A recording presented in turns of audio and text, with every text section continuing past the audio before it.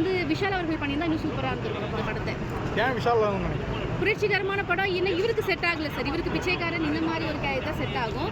இந்த கான்செப்ட் வந்து இந்த மாதிரி இது ஒரு ஃப்ரெஷ்ஷான கான்செப்ட். ஆக்சுவலி இந்த படம் வந்து இது வந்து விஷால் சூர்யா இந்த மாதிரி பண்ணியிருந்தா நல்லா இருந்திருக்கும். மோர் ஆக்ஷன் ஹீரோஸ் பண்ணியிருந்தா நல்லா. ஆக்ஷன் ஹீரோஸ்க்கு இந்த படம் சூட் ஆயிருக்கு. இந்த கான்செப்ட் சூட் ஆயிருக்கும். இந்த டைரக்டருக்கு முன்னாடி பால் இது மாதிரி சமூக அக்கறை உள்ள நிறைய படங்கள் எடுத்திருக்காரு. இந்த படத்தில் அது மாதிரி ஏதாவது சொல்லியிருக்காரா? ஸ்டேட்லேருந்து சென்ட்ரல் கவர்மெண்ட் வரைக்கும் கேள்வி கேட்டிருக்காரு, தட்டி கேட்டிருக்காரு. இப்போ இருக்கக்கூடிய யங்ஸ்டர்ஸ் எல்லாருமே இதை பண்ணணும்னு சொல்லியிருக்கிறாரு. யாராக இருந்தாலும் தப்பு பண்ணாலும் தட்டி கேளுங்க, அவ்வளோதான். படத்தில் என்னதான் சொல்ல வராங்க? இது full and full political racism, revolutionary இதெல்லாம் சம்மந்தப்பட்டு தாங்க இருக்குது. இதெல்லாம் பார்த்தா புரியுது. ஓவரால் எப்படி எக்ஸ்பிளைன் பண்ண எனக்கு தெரியல. எனக்கு இந்த படம் பார்த்து ஒரு வெறியாக இருக்குது. தப்பு பண்ணுறவங்க எவனாக இருந்தாலும் தட்டி கேட்கணும், அதுதான். படம் பார்க்க வரவங்க என்ன எதிர்பார்த்து வரலாம்? இது எதிர்பார்ப்பு சொல்கிற அளவுக்கு ஒன்றும் இல்லை சார். இது வந்து அரசியல் சம்மந்தப்பட்ட படம் சார். பொலிட்டிஷியன்ஸாக இருக்கவங்களுக்கு பார்க்கலாம். மற்றபடி நம்ம ஃபேமிலி ஆடியன்ஸுக்கு கவர மாதிரி அதில் ஒன்றும் ஒரு லவ் சாங்காக இருக்கட்டும், காமெடி அந்த மாதிரிலாம் ஒன்றும் கிடையாது.